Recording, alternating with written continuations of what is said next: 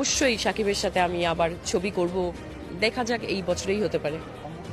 তাহলে তাণ্ডব সিনেমায় দ্বিতীয় নায়িকা হচ্ছেন ভারতের শ্রাবন্তী চ্যাটার্জি। কোন ক্যারেক্টারে দেখা যাবে তাকে? পরিচালক রায়হান রাফি ও শাকিব খানের আপকামিং সিনেমা হতে চলছে তাণ্ডব, জানিয়ে অফিসিয়ালি কথা বলছে পরিচালক নিজেই।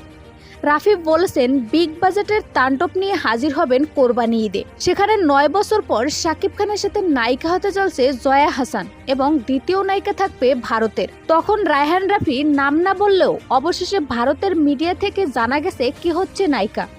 সম্প্রতি ভারতে প্রকাশিত এক সংবাদ মাধ্যম থেকে জানা যায় শ্রাবন্তী চ্যাটার্জি হচ্ছে তাণ্ডবের নায়িকা, যেখানে শ্রাবন্তী বলেন, আমার সাথে প্রাথমিক কথা হয়েছে, এখনো কনফার্ম করিনি, তবে সবকিছু ঠিকঠাক থাকলে বড় কিছু আসতে চলছে। এর আগে শ্রাবন্তী চ্যাটার্জি বলছেন, সাকিব দিন দিন অনেক সুন্দর হয়ে যাচ্ছে, মেয়েদের জন্য মুশকিল হয়ে যাচ্ছে তার থেকে দূরে থাকা। উল্লেখ্য 6 বছর পর এই সিনেমার মাধ্যমে আবারও এই জুটিকে দেখতে পাবে ভক্তরা। সো ভিউয়ার্স, শ্রাবন্তী চ্যাটার্জি সাকিব খানের নায়িকা হলে কেমন হবে জানিয়ে দিন কমেন্ট করে।